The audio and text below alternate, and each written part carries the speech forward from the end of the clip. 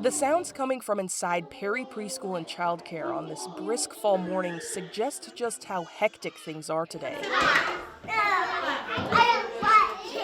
Two staff called in, and a third is taking a pre-planned day off. Paige Shank is the chief financial officer for the Tell City Electric Department, but today she's using vacation time to volunteer at the center. So I was in an 8 o'clock meeting. The meeting got over, told my boss. Thankfully, he's very, very understanding. And I've been here the last 3 hours in ratio. That ratio is important. Licensing rules limit the number of kids per staff member in each room. Without Shank here, the center would have been forced to turn families away at the door this morning. It's happened before. The world stops and you're like, this is way more important than I thought it was at first. It's Aaron. What's up? Nope, that's just fine. Erin Emerson is the president of the Perry Preschool and Childcare Board. There's a sense of despair and exhaustion in her voice as she describes what it's been like running the center lately. COVID added an entirely new layer of difficulty to something that was already impossibly difficult. Essentially, it boils down to two things: a lack of financial support and a complex web of licensing rules. And that makes it tough to find and keep staff. In Perry County, fingerprinting for potential hires is done just once a week. Emerson says that means in some cases, it could take at least a month to process everything. And for $9 an hour, people aren't sticking around anymore. There are people that are no longer willing to work for poverty level wages. And when that's what you're paying, it really caused a fundamental shift. It's just one example of how limited services in the rural county come with major consequences.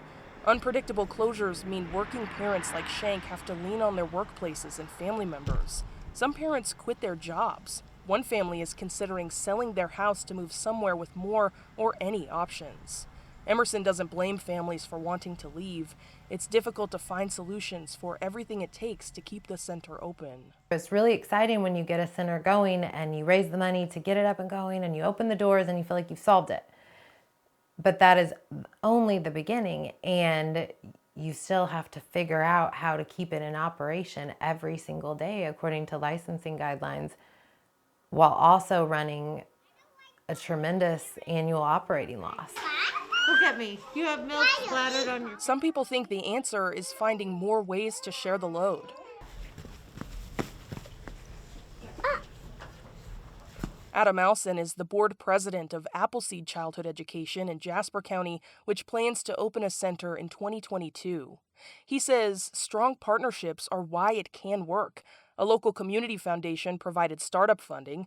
An experienced childcare nonprofit will manage the center, and that allows board members to focus on raising money because rural childcare doesn't make money.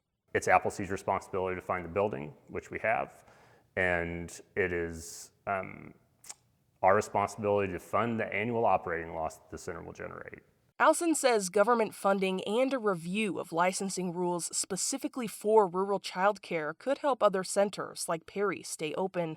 But ultimately, he says it's up to rural communities to decide if they want it or not. At the end of the day, federal funding doesn't get to rural areas. State funding doesn't necessarily get to rural areas in Jasper and Newton counties.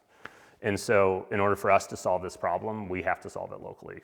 Paige Shank, the CFO from Perry County, agrees. And she says without local support, it won't just be Perry Preschool and Childcare at risk of closing for good. You have to support the kids of the community if you want your community to grow.